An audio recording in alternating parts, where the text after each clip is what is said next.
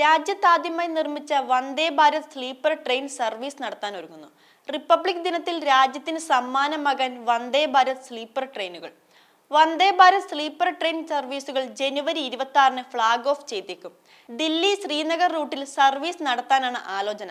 അന്താരാഷ്ട്ര നിലവാരത്തിലുള്ള സുരക്ഷാ മാനദണ്ഡങ്ങളോടെയാണ് ട്രെയിനുകൾ സജ്ജമാക്കുന്നതെന്ന് ICF ജനറൽ മാനേജർ പറഞ്ഞു. ചെയർകാർ കോച്ചുകളുള്ള 136 വന്ദേ ഭാരത് ട്രെയിനുകൾക്ക് പിന്നാലെയാണ് 16 സ്ലീപ്പർ കോച്ചുകളുള്ള വന്ദേ ഭാരതിന്റെ വരവ്. ദില്ലിയിൽ നിന്ന് രാത്രി 7-ന് പുറപ്പെടുകയും രാവിലെ 8-ന് ശ്രീനഗറിൽ എത്തുകയും ചെയ്യുന്ന നിലയിലുള്ള സർവീസാണ് പരിഗണനയിൽ നിന്ന് റെയിൽവേ വൃത്തങ്ങൾ പറയുന്നു. AC 3 tier, 2 tier, first AC കോച്ചുകളിലായി 823 പേർക്ക് സ്ലീപ്പർ ട്രെയിനിൽ യാത്ര ചെയ്യാം.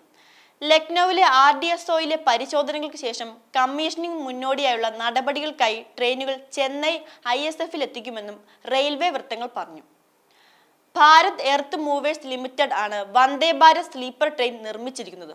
സ്റ്റെയിൻലെസ് സ്റ്റീൽ കൊണ്ടാണ് കമ്പാർട്ട്മെന്റുകൾ നിർമ്മിച്ചിരിക്കുന്നത്.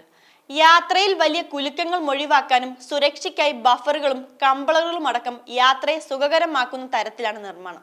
യാത്രയ്ക്കായി വായിക്കാനുള്ള പ്രത്യേക ലൈറ്റിംഗ് സംവിധാനമടക്കം നിരവധി പ്രത്യേകതകളോടെയാണ് വന്ദേ ഭാരത് സ്ലീപ്പർ ട്രെയിനുകൾ നിർമ്മിച്ചിരിക്കുന്നത്.